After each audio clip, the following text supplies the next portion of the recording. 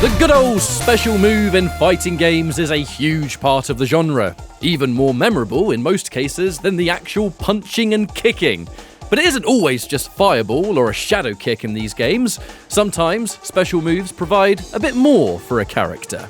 In some cases, characters have moves that are essentially a power-up, something that takes what they are doing already and makes it even better, like a damage boost or a defensive boost.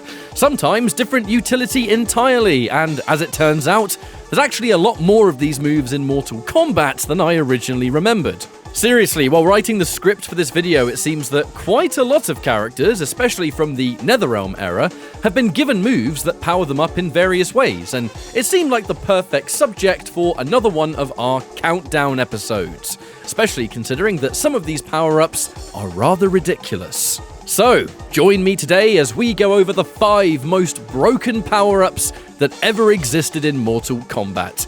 And if you enjoyed this video, please consider subscribing perhaps, and make sure to click that notification bell for all future uploads. The first entry on our list is the appropriately named power-up from Mortal Kombat Deadly Alliance. It is super self-explanatory and very simple. For a short time, this power-up makes you deal more damage by a significant degree. Now, this power-up was one of the game's stance abilities, and there are actually quite a few of them, and the power-up was kind of the state I'm talking about today. It means that it belonged to a select few fighting styles in the game, and it would only be available for a select few characters. However, that being said, power-up with some characters was absolutely insane. The damage boost, combined with a combo string at just the right time, would result in some combos that nearly took the entire life bar. And in a few cases, it actually would result in a TOD situation. Now, Natara is one of the more key examples here. Having something like this meant that she at least had damage that must be respected. The most ridiculous example of this, though, would belong to Dramin, who was absolutely a top-tier character. His power-up combined with his simple zoning led to damage that just didn't make sense, really. Power-up into Flyball Projectile led to a 3-hit 70% combo. And remember, Deadly Alliance didn't have combo breakers, so any hit that you took, it was free damage, uncontested. Power-up was one of the first times in all of Mortal Kombat that something like this would exist. And although it wasn't the craziest thing ever compared to some of the tools of today, the damage of power-up alone puts it into today's top 5, because with the right character, it was straight up unfair. Number 4 in today's video is Johnny Cage and his hype mode in Mortal Kombat 1.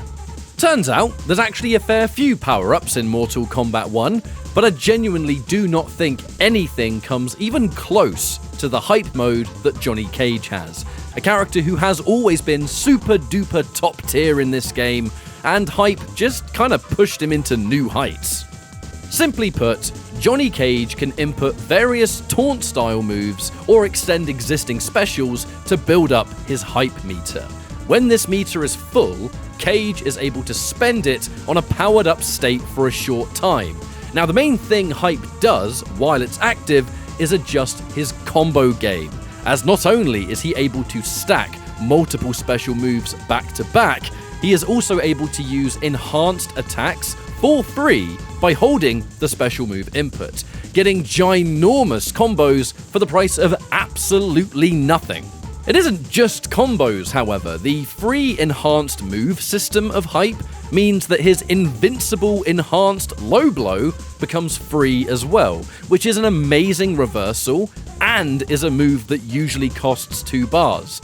Not only that, but if any of these moves are blocked during hype mode, he's not unsafe either, because he can special cancel into a special move that makes him completely safe.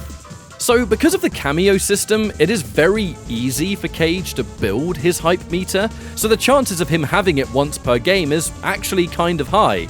Not to mention, with the right cameo synergy, Cage can get more than one of these in a single match, which is something that we have seen in competitive play.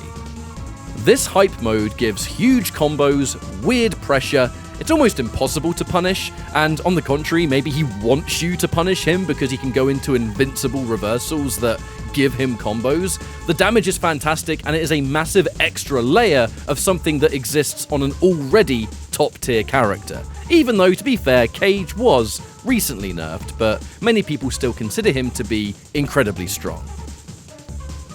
At number 3, we have Ferritor's Pain and Gain from Mortal Kombat X. I gotta tell you, there was some stiff competition over what power-ups in this game I should actually include, because there's a lot of potential, but genuinely, I really thought about it and I just kept drawing the same conclusion.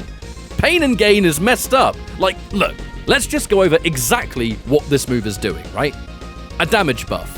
One that, although does a bit of damage to Tor, is armored during the animation. This damage buff can be stacked more than once to deal even more damage still.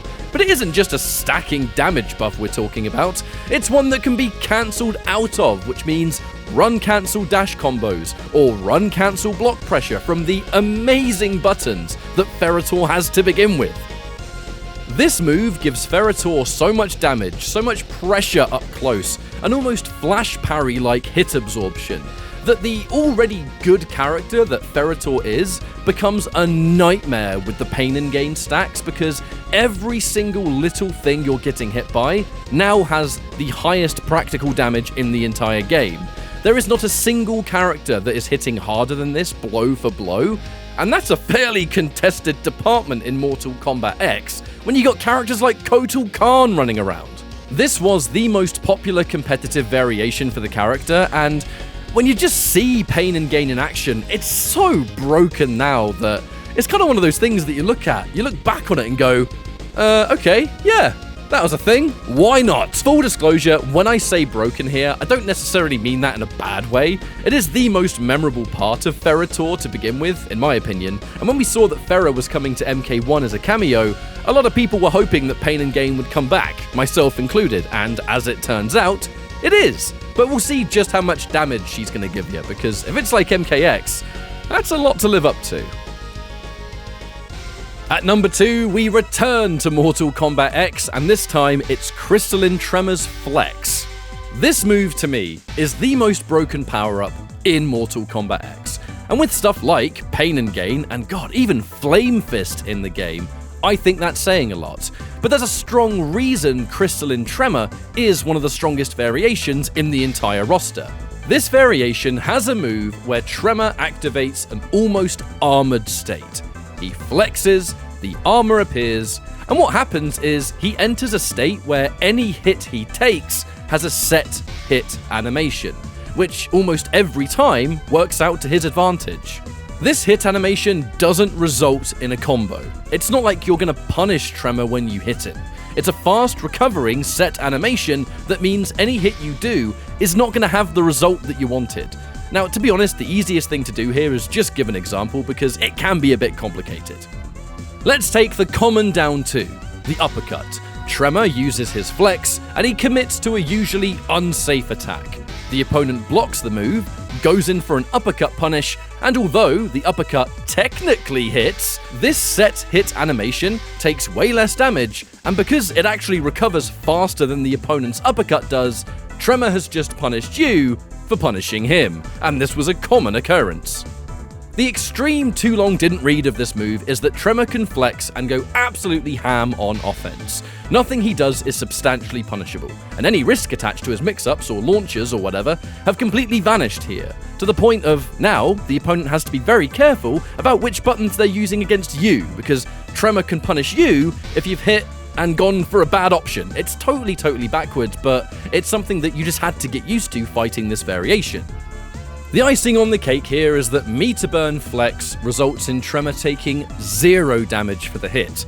It makes clutch situations extremely scary, and it's just an added layer of something that he doesn't need. This move is nowhere near as good in MK1, with the Tremor cameo. And there's a damn good reason that's the case, because here, it was by pure definition a broken power-up. And finally, the number 1 most broken power-up in Mortal Kombat, Rage Mode in MK vs DC Universe. I've gone on record loads of times for saying that MK vs DC is my least favourite MK ever made, and it's for a multitude of reasons, but one of the main reasons was the one gameplay hook that really made this game stand out from the rest, and that was the rage mechanic. Now, the only part of this mechanic I'm gonna talk about today is the power-up that Rage Mode grants you. Everyone has this and everyone can use this, but it is so broken that it actively makes the game worse for existing. I'm not being dramatic, that's how I feel about it. The game is worse because Rage Mode exists.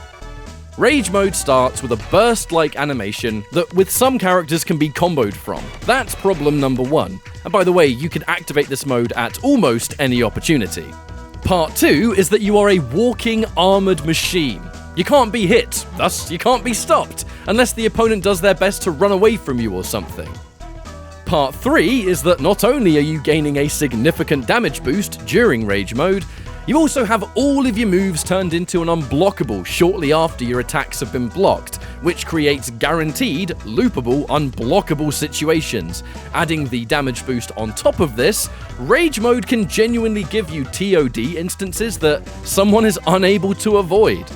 When looking at power-ups that exist in Mortal Kombat games, I had to ask myself, what are they doing? Are they doing one thing? Are they doing a couple? What actually makes one of them broken, right? And doing a bit too much in one direction, or perhaps doing too much in general, can result in these being too powerful. But Rage Mode in MKDC is doing everything and more.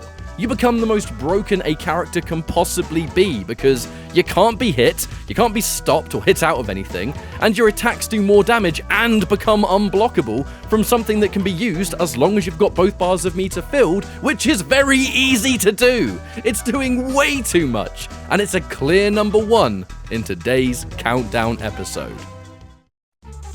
And that's today's list. Let me know what you thought of this one, and by all means, let me know in the comments section what episode you would like me to cover next.